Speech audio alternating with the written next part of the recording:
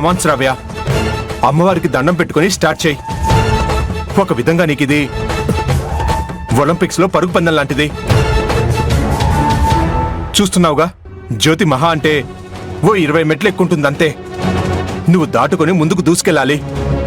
అమ్మో, ఇన్ని మెట్లు మోకాళ్ళతో ఎలా ఎక్కగలను అంకుల్? అవునమ్మా, మొత్తం చాలా మెట్లున్నాయి కదా అంకుల్. ఒక 150 నుంచి 200 మెట్లుంటాయమ్మా. నువ్వు ఆడుకుంటూ పాడుకుంటూ ఎక్కేస్తావు. నా వల్ల కాదు అంకుల్. నేను మామూలుగా నడిస్తేనే అన్ని మెట్లు ఎక్కలేను.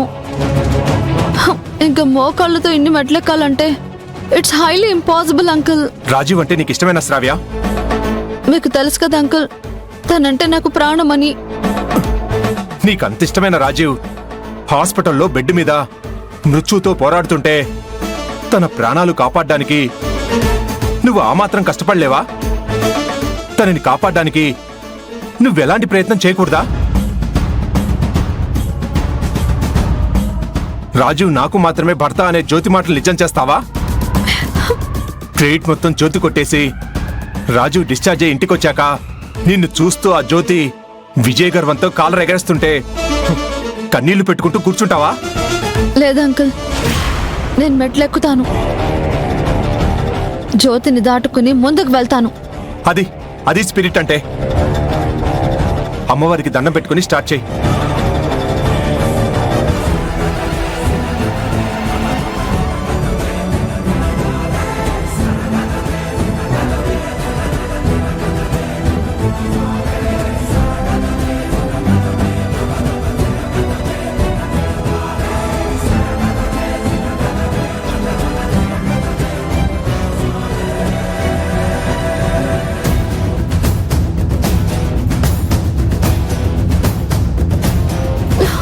కమాన్ శ్రావ్య.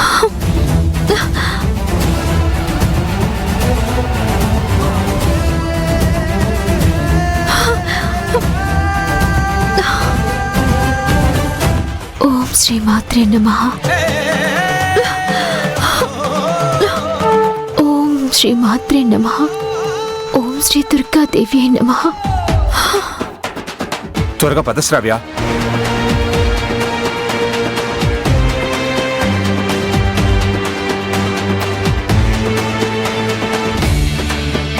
కమాన్ శ్రావ్య, తను మెట్లెక్కేస్తుంది.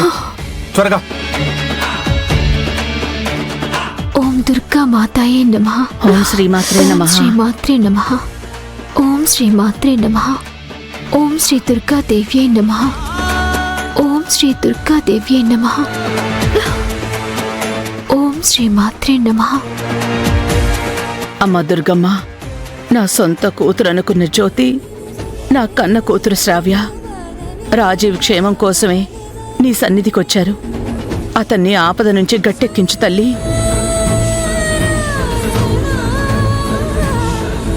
జ్యోతి, శ్రావ్య కూడా మోకాళ్లతోనే మెట్లెక్కుతోంది.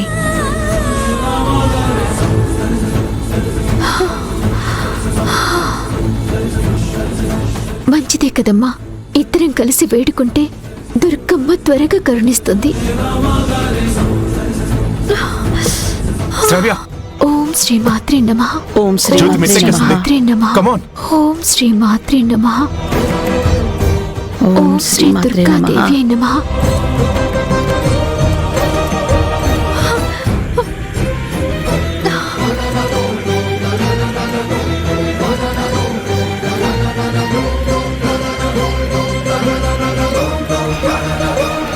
ఓం శ్రీ ఓం దుర్గాదేవ్యై శ్రీ నమః. మాత్రే నమః.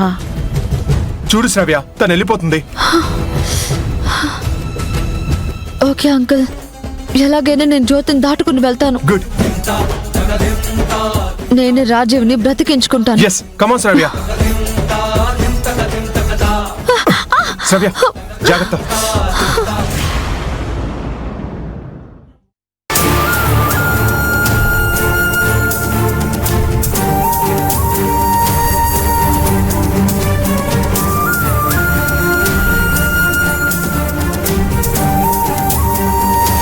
లడ్డు, రాజీవ్ అన్నని కాపాడమని వేడుకోవడానికి జ్యోతి వదిన దుర్గమ్మ గుడికి వెళ్తున్నారని అది తెలిసి శ్రావ్యం తీసుకుని రామ్జీ గారు కూడా అదే గుడికి వెళ్ళాడు. నీకెవరు చెప్పారు? వాళ్ళు కనపడలేదంటే అని అడిగితే అమ్మ చెప్పింది. అన్నను బ్రతికించుకోవడానికి కూడా అమ్మవారి దగ్గర జ్యోతి శ్రావ్య పోటీ పడుతున్నారంటే ఇంకేమనాలరా? అయినా ఈ ఇంట్లో గొడవ స్టార్ట్ అయింది ఆ నీలాంబరి వల్ల. ఆ నీలాంబరిని నమ్మొద్దు అని జ్యోతి గారు ఎన్నోసార్లు చెప్పారు. ఆవిడ్ని వెనకేసుకొచ్చి ఈవిడ్ని తిట్టారు. మంచికి విలువలేదు శ్రీకాంత్. ఈ ప్రపంచంలో కనీసం ఆ అమ్మాయినా కొడుకుని దృష్టిలో పెట్టుకుని ఆలోచించాలి కదా. అమ్మ ఆ శ్రావ్య గారిని అసలు ఎందుకు ఇంత వెనకేసుకొస్తుందో నాకు ఇప్పటికీ అర్థం కావట్లేదు. ఉండు, అమ్మతో నేను మాట్లాడి చూస్తాను. రే లడ్డు వద్దులేరా. ఏం కాదు, నాకు ఆ మాత్రం చనువు ఉంది.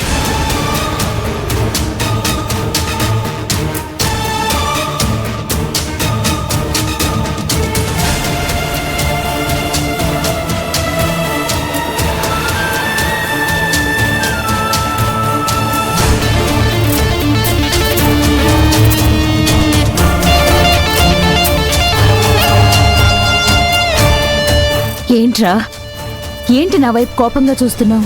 నన్ను పెంచి పెద్ద చేసావు కదమ్మా, మాటలని లేక కోపంగా చూస్తున్నాను. ఏంట్రా వాగుతున్నావు? అవునమ్మా, అంతా నువ్వే చేసావు.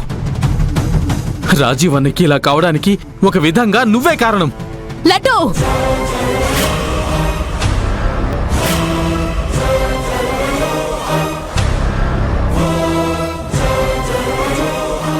నువ్వు అరిచినా సరే, కోపంతో నా చెంప పగలగొట్టినా సరే నేనాగనమ్మా.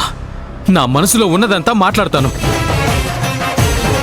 అన్న ఎన్నిసార్లు చెప్పాడమ్మా శ్రావ్య అంటే తనకిష్టం లేదు అని.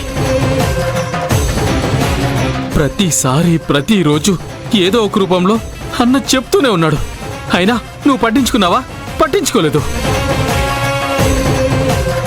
జ్యోతి మీద పంతంతో నీ మాట నెగ్గించుకోవాలని, శ్రావ్యాన్ని పెళ్లి చేసుకోవాల్సిందేనని పట్టుబట్టావు.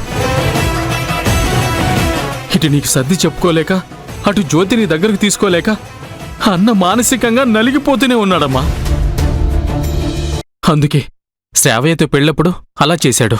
మొన్న శోభనం, చివరికి ఇవాళ 16 రోజుల పండుగ రోజు కూడా శ్రావ్య అంటే ఇష్టం లేకనే చావడానికి సిద్ధపడ్డాడు.